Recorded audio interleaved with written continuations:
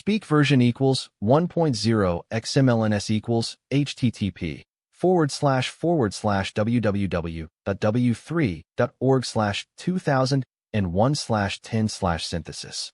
XMLNS. MSDTS equals https://www.w3.org/2001/MSDTS Lang equals NUS. Voice name equals NUS Neural. MSDTS. Express as style equals SAD. Style degree equals 1.8. Prosody rate equals -18%. Pitch equals -10%. I am 77 years old. My greatest regret is that I was too busy to spend enough time with my children. I was always rushing to get back to work, and now my kids are grown up, and I'm left with an emptiness that cannot be filled. My name is Edna Wilson, and I'm from Chicago, Illinois. Growing up, my parents always told me, "Put education first, Edna." I took their advice, worked hard, and got a degree in pharmacy. My parents were proud of me, and I was proud of myself too. After college, I got a job at a hospital in Chicago, and my career took off. I quickly realized that this field was not just about dispensing medication, but also about making connections with people. But as much as I enjoyed my work, I couldn't deny the fact that it consumed a huge part of my life. In 1965, I got married to my wonderful husband, John. We had our first child, Emily, in 1967. At first, I thought I was doing everything right, balancing work and family life. But as Emily grew older, I found myself increasingly consumed by my job. John would remind me to take breaks, to spend more time with Emily, but I'd promise to do better tomorrow. Then, in 1971, our second child, David, was born. This time, I tried to be more involved, to leave work earlier, to help John with the kids. But I was completely wrong.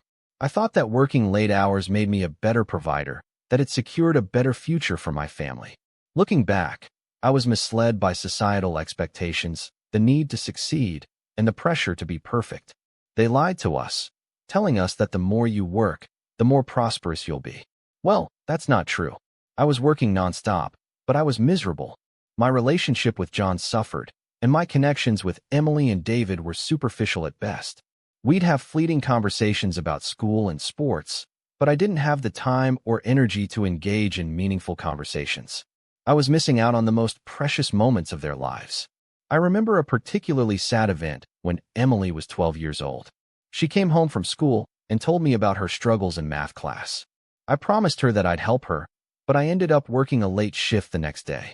David was around 8 at the time, and he came to me one night, asking for help with his homework, but I was exhausted, and I sent him to bed without even looking at his assignment.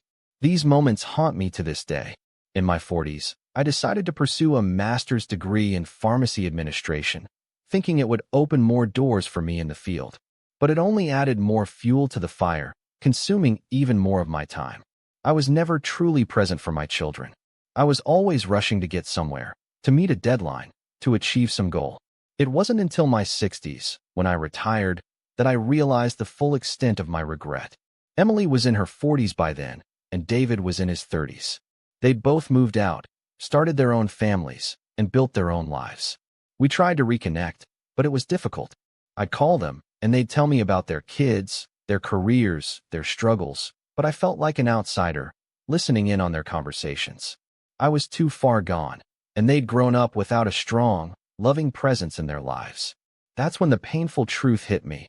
I'd spent decades chasing a dream that was never truly mine.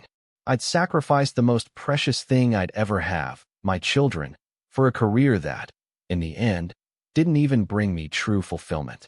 Nobody told me this, but life is not just about achieving success or accumulating wealth. It's about the relationships we build, the love we share, the memories we create. As I look back, I see a pattern of regret that I hope others can learn from. Don't let society dictate how you should live your life. Don't let fear of failure or rejection hold you back from being present for the people who matter most. Don't let your career consume you. There's a fine line between working hard and being too busy. I'm not saying it's too late for me, but it's difficult to reverse the damage I've done. I've tried to reconnect with Emily and David, but we've grown apart. I've missed my chance to be the mom I should have been. I'm left with the memory of the moments I missed, the opportunities once squandered. But here's the thing, it's not too late for you. If you're reading this and you're struggling to balance work and family life, take heed of my story. Prioritize your relationships. Be present. Listen to your loved ones. Help them when they need it. Be there for the simple moments, not just the milestones. Wisdom comes with age, but it's a heavy burden to carry. I wish I'd known this when I was younger. I wish I'd prioritized my family. I'm 77 now, and it's not easy to accept the fact that I've missed out on so much. But if I can help one person avoid the same mistake I made, I'll consider my time here on this earth well spent. If you've made similar mistakes, please know that you're not alone. It's never too late to change your ways, to be more present, to love more fully. And to those of you who are just starting out, be mindful of the choices you make. Your relationships are worth more than any career or material possession. I'm not done speaking just yet. I still have things to say. If this reached your heart, please subscribe to my channel. I'll keep sharing my stories, my regrets, and my hard-earned wisdom. Together, we can learn from each other's mistakes and create a world where love and connection come first. That's it for today, folks. Thanks for listening. I hope my story has touched you in some way. I'll be back with more in the next video. /prosody, /mstts, express as, /voice, /speak.